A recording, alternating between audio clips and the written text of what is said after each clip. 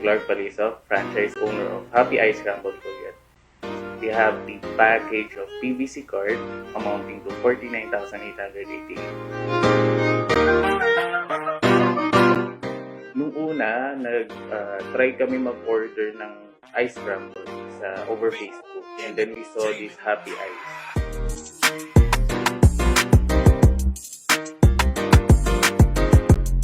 So, after namin ma-order, natikman namin yung product. The product is really great. So, we have this idea na paano kung mag-business din kami ng ice scramble. So, we reached out to the franchisor, and luckily, meron siyang offer for the franchise packages. I think, as far as I remember, 1 to 2 days lang, pinayagan na niya kami mag-franchise or to begin from sa business. We got the package around 49,888. But during that time, unfortunately, we had lockdown that time. So, nag-decide kami na i-convert na lang yung PVC card to Cloud's Kitchen muna hanggat hindi pa kami nakakahanap ng magandang pwesto. So, with regards with the 49,888, nagkaroon kami ng return on investment on around siguro third month during our operation. We were trying to maximizing everything, the expenses. We are focusing on the sales, customer service, yung produkto mismo. Kaya I think the 3 months time, given na Cloud's Kitchen lang kami, is really fair enough na for investing 50,000 pesos. Right now, we have Grab and Foodpanda and Facebook page. So, tinatry namin i-maximize nung una Facebook page lang kasi nag-apply pa lang kami ng Grab and Foodpanda. Thank you for the franchisor. They also help us with their Facebook page. Malakas yung 15 and 30 because nandun yung flow nung sahod ng mga tao. So that's the time na talagang nakaabot kami ng bulk orders. And then every weekends din malakas.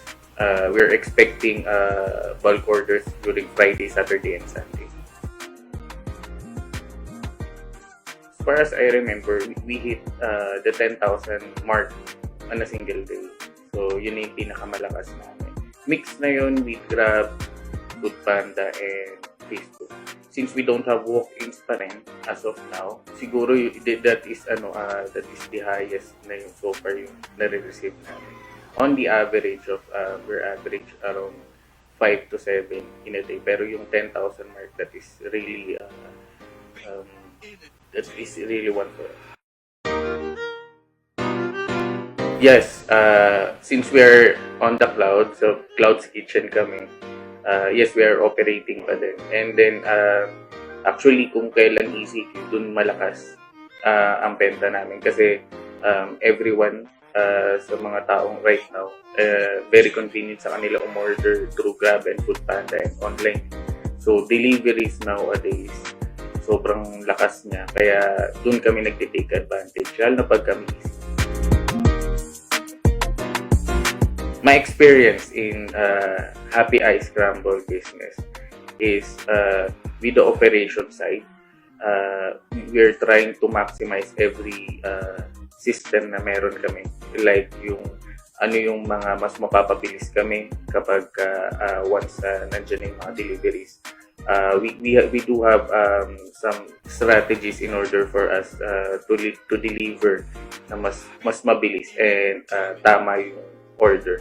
So given that we are still on the cloud, we are still on the Cloud's Kitchen system, ginagawa namin, we pack all those necessary ingredients or necessary add-ons para mas mapabilis. Kasi typically kasi pagka inaabot ka na ng peak, once you got on the peak side of your sales at sobrang dami niya, mas madalas kasi natataranta yung mga staff mo. Pero with the help of the franchisor, they will really assist you on ano ba yung mga best practices nilang ginagawa, and they even always share ano ba yung mga dapat gawin mo sa pag-handle mo ng produkto nila.